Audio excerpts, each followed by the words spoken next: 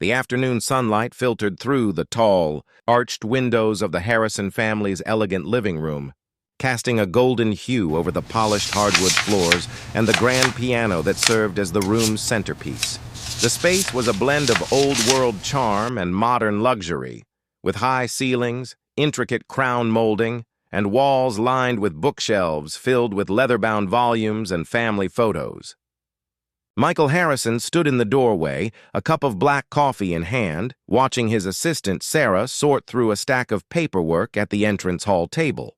At 39, Michael had transformed Harrison Technologies from a startup in his garage into one of Chicago's most successful software companies, specializing in innovative cybersecurity solutions. His sharp blue eyes, framed by thick dark eyebrows, scanned the room with the same precision he applied to business deals. His strong jaw and thin lips were set in a contemplative line, his short dark hair neatly combed, though a few strands rebelled. Dressed in a tailored navy suit, he exuded authority, but his greatest pride and challenge was his 7-year-old daughter, Emma. Since his wife Laura's death 3 years ago from a sudden aneurysm, Emma had become Michael's world. Laura, with her warm brown eyes and infectious laugh, had been the heart of their home. Her loss had left a void that no boardroom victory could fill. Michael struggled to balance his demanding career with being the father Emma needed, often relying on nannies and assistants. Recently, Emma had expressed interest in learning piano, inspired by a school performance. Her blue eyes, so like her mother's, had lit up as she described the music's magic. Michael, determined to nurture her passion, had instructed Sarah to hire Margaret Chen, a renowned 60-year-old piano instructor known for her work with advanced students. As a major donor to the city's Arts Foundation, Michael had pulled strings to secure her, despite her usual reluctance for beginners. What Michael didn't know was that Sarah, in her haste, had contacted the wrong number from a list of music teachers. Instead of the distinguished professor, she reached Margaret Collins, a 28-year-old struggling single mother who taught basic piano lessons from her small apartment to make ends meet. Maggie, as she preferred to be called, had blonde hair often tied in a practical ponytail, green eyes that sparkled with determination, a small nose and full lips that curved into a warm smile. Her arched blonde eyebrows framed a face marked by faint freckles from summer days spent outdoors with her son.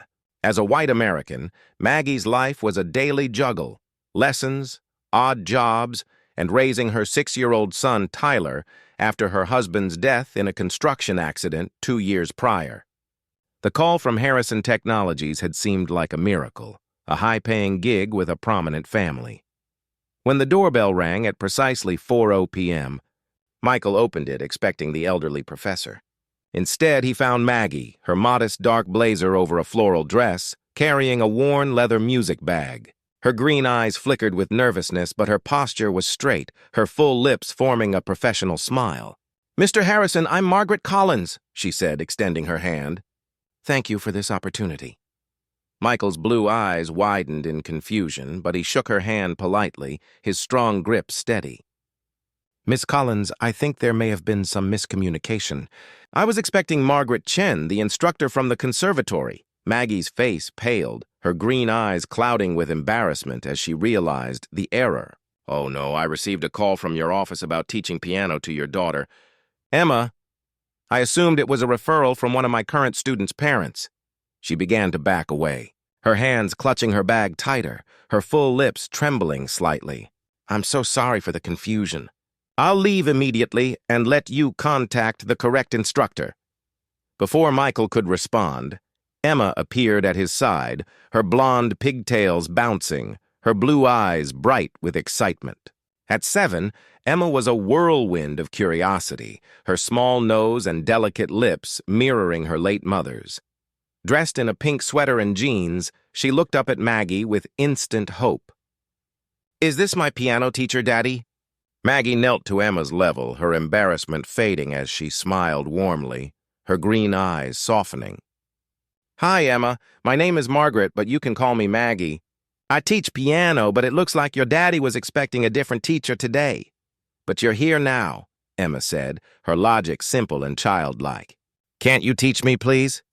Michael hesitated, his blue eyes flicking between his daughter's pleading face and Maggie's genuine warmth. He could see the disappointment brewing in Emma's eyes if he sent Maggie away. "Miss Collins, perhaps you could stay for a trial lesson," he suggested, his voice steady but kind. "If Emma responds well, we could discuss a regular arrangement." Relief flooded Maggie's face, her full lips curving into a grateful smile. "Mr. Harrison, I would be honored. And please, if we're going to be working together, call me Maggie." As Maggie settled at the piano bench with Emma beside her, Michael lingered in the doorway, intending to observe briefly before returning to emails. The grand piano, a Steinway with ivory keys and gleaming ebony finish, dominated the room, its surface reflecting the afternoon light. "Emma, before we learn any songs, I want to tell you what I love most about piano," Maggie said, her hands resting gently on the keys. "The piano isn't just an instrument. It's a way of telling stories without words. Every key has a different voice, and when we put them together, we can express feelings that are sometimes too big for regular talking." Emma listened raptly, her blue eyes wide as Maggie played a simple melody, her fingers moving with grace despite the bag's worn state. The notes filled the room, soft and evocative, drawing Michael closer. "That's so pretty," Emma whispered. "Will I be able to play like that?" "Absolutely," Maggie assured her, her green eyes sparkling. "But first, let me show you something important." Instead of rigid exercises, Maggie taught Emma to listen to individual keys' tones, turning learning into exploration. Michael found himself transfixed, his coffee forgotten, as Maggie's approach, playful yet structured, ignited Emma's enthusiasm in a way he hadn't seen since Laura's death. When the hour ended, Emma hugged Maggie, begging for her return. "Please, Daddy!" "She's the best teacher ever." Michael walked Maggie to the door, his blue eyes thoughtful. "Miss Collins, I'm impressed. Emma hasn't shown that enthusiasm since before her mother passed." Maggie's expression softened, her green eyes understanding. "Mr. Harrison, I lost my husband 2 years ago in a car accident. I have a 6-year-old son, Tyler, and I know how hard it is to help children through loss while managing your own grief." The shared experience created an instant bond. "I know I'm not the prestigious instructor you intended," Maggie continued honestly. "I teach from my apartment, barely making ends meet. But I promise Emma will receive my full dedication." Michael made a decision. "Maggie, I'd like to hire you as Emma's regular instructor. Not because of a mistake, but because you understand what she needs, the lessons." Begin over the following weeks, Maggie became a fixture in the Harrison home. 3 times a week she arrived with her worn bag, her floral dresses and blazers a contrast to the house's opulence. Emma's lessons evolved, incorporating stories and games to teach notes and rhythm. Michael rearranged his schedule to be present, telling himself it was for Emma, but finding solace in Maggie's presence. Her resilience, balancing teaching, odd jobs, and motherhood, mirrored his own struggles, yet her optimism inspired him. One afternoon, as Emma practiced a simple tune, Michael lingered. "You're good with her," he said, his blue eyes warm. Maggie smiled, her full lips curving. "She's a joy. Reminds me of Tyler. He's curious like her." "How do you manage it all?" Michael asked, his voice low. "Raising him alone, teaching—" Maggie's green eyes clouded briefly. "It's not easy. Tyler's father was my high school sweetheart. After the accident, I had to rebuild everything. Piano lessons keep us afloat, but I dream of opening a music school for kids like ours, who need healing through art." Michael nodded, his thin lips pressing into a thoughtful line. "I understand loss. Laura was my anchor. After she died, work became my escape, but Emma? She needs more than nannies." Their conversations deepened, shared over coffee after lessons. Maggie spoke of her modest apartment, the bills she juggled, Tyler's love for drawing. Michael shared Emma's bedtime stories, his guilt over missed school events. The bond grew, a quiet connection born of shared grief and admiration. The families meet one evening. Emma tugged Michael's sleeve. "Daddy, can Miss Maggie and Tyler come for dinner? I want to meet her son. Maybe we could be friends, like you and Miss Maggie." Maggie looked embarrassed, her cheeks flushing, but Michael agreed. "That's an excellent idea. Maggie, would you and Tyler join us Saturday? Nothing fancy, just a chance for the kids to meet. The dinner was simple: roast chicken, vegetables, and laughter. Tyler, with his green eyes and blonde hair like Maggie's, was shy at first, his small nose and wide smile lighting up as Emma showed him her toys. At 6, Tyler's curiosity matched Emma's, and they bonded over puzzles. Michael and Maggie watched, their eyes meeting across the table, a spark igniting. As the children played, Maggie and Michael talked on the patio, the Chicago skyline twinkling. "This means a lot," Maggie said, her green eyes soft. "Tyler doesn't have many friends, it's just us." "Emma's the same," Michael replied, his blue eyes sincere. "You've brought light back into our home. The dinners became regular, the families blending." Michael helped with Tyler's homework. Maggie baked cookies with Emma. Their connection deepened, late-night talks turning personal. Michael confessed his fears of failing as a father. Maggie shared her loneliness. One night, as the children slept, Michael took Maggie's hand. "You've become more than a teacher," he said, his voice low. Maggie's full lips trembled. "And you've become more than an employer." 6 months after their first meeting, Michael proposed an idea over coffee. "Maggie, your approach with Emma, using music for healing, it's powerful. I'd like to fund a music therapy program for children dealing with grief, through my foundation. You'd lead it with a salary that lets you focus on what you love."